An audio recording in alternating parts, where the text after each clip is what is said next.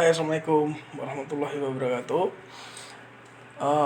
Pertemuan 9 yang akan kita bahas pada mata kuliah sistem operasi di sini adalah pemberkasan atau sistem berkas. Oke, saya bahas dulu ya di sini ya. Saya maximize atau saya full screen.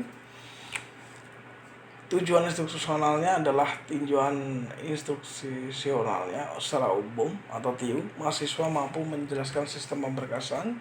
Secara khususnya, mahasiswa mampu untuk menjelaskan konsep dasar berkas, atribut yang digunakan, operasi, dan jenis berkas, metode akses, struktur direktori, proteksi berkas, sampai dengan macam-macam sistem berkas. Nah, ada pembahasan di sini adalah pengertian sistem berkas, atribut yang digunakan, operasi dan jenis berkas, metode akses, struktur direktori, proteksi berkas, manajemen ruang kosong atau free space, dan macam-macam sistem berkas.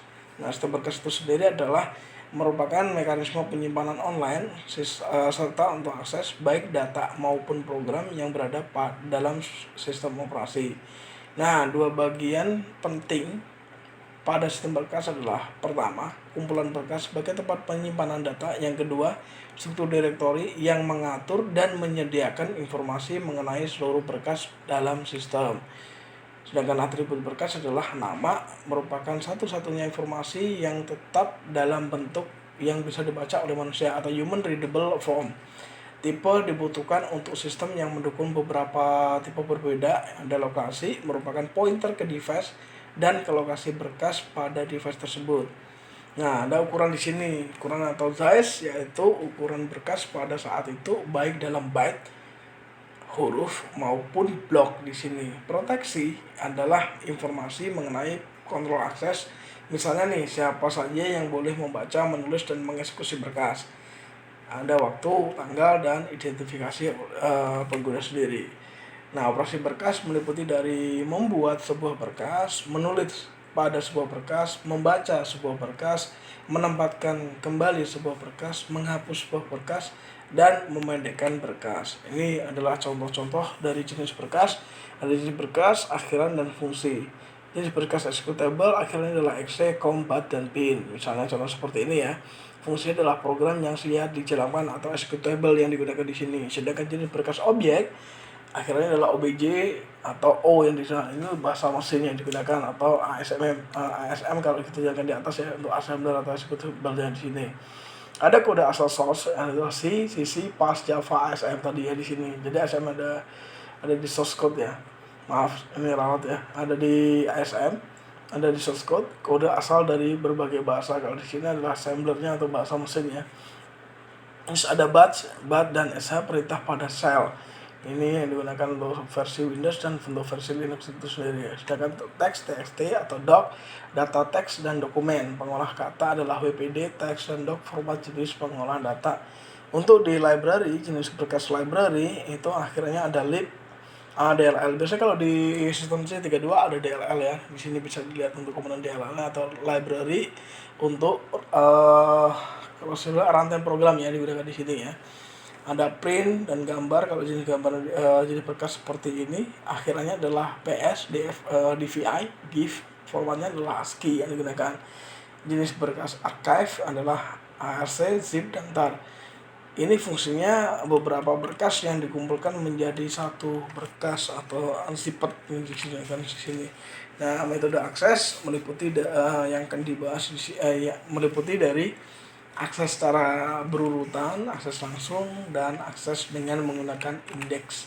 Sedangkan operasi pada direktori ini operasi pada direktori yang pertama adalah mencari berkas, membuat berkas, ada find, create atau hadir, rmdir atau menghapus berkas, menampilkan nanti ls yang digunakan atau dir yang digunakan untuk isi direktori, mengganti rename atau ren, mengganti nama berkas, dan melintasinya nanti atau finger yang digunakan. Melintasi sistem berkas. Nah, struktur direktorinya ada direktori 1 tingkat, direktori 2 tingkat, direktori dengan struktur tree, direktori dengan struktur acyclic graph, direktori dengan struktur graph di sini. Nah, sedangkan yang kalau kita bahas tentang proteksi berkas, ada tipe akses pada berkas, aksesis, dan group, pendekatan sistem proteksi yang lain. Metode alokasi berkas adalah alokasi secara berdampingan, contiguous allocation, alokasi secara berangkai, link allocation, dan alokasi dengan indeks atau indexed allocation. Ini untuk metode alokasi berkas. Sedangkan di manajemen ruang kosong menggunakan bit vector, linked list, grouping, counting. Nah, sistem berkas pada Windows ini secara otomatis dibuat dalam instalasi Windows adalah directory C Windows, C program file, C my document. Ini adalah sistem berkas yang secara otomatis dibuat pada sistem Windows atau sistem operasi Windows. Nah, sedangkan sistem berkas dalam sistem operasi Windows untuk file sistemnya yang digunakan adalah FAT16. Sistem berkas ini digunakan pada sistem operasi DOS dan Windows 3.1. Sedangkan FAT32 adalah sistem ini digunakan oleh keluarga Windows 9X. Sedangkan untuk NTFS, New Technology File System, digunakan untuk sistem berkas ini adalah sistem berkas berbasis journaling dan dapat digunakan hanya pada keluarga Windows NT. Keunggulan sistem ini adalah fasilitas recovery-nya yang memungkinkan dilakukan penyelamatan data saat terjadi kerusakan pada sistem operasi. Nah, sedangkan untuk pemberkasan pada Unix dan turunannya, kita lihat di sini adalah directory root atau /root yang digunakan directory bin/bin, directory dev digunakan untuk /dev, etc/etc, lead, sbin, dan user harus ada slashnya semuanya di sini ya. Terus untuk macam-macam berkas di Unix ini ada standard 2, 3, CFS Journal File System, Razer FS, dan lain-lain. Ini untuk di Unix.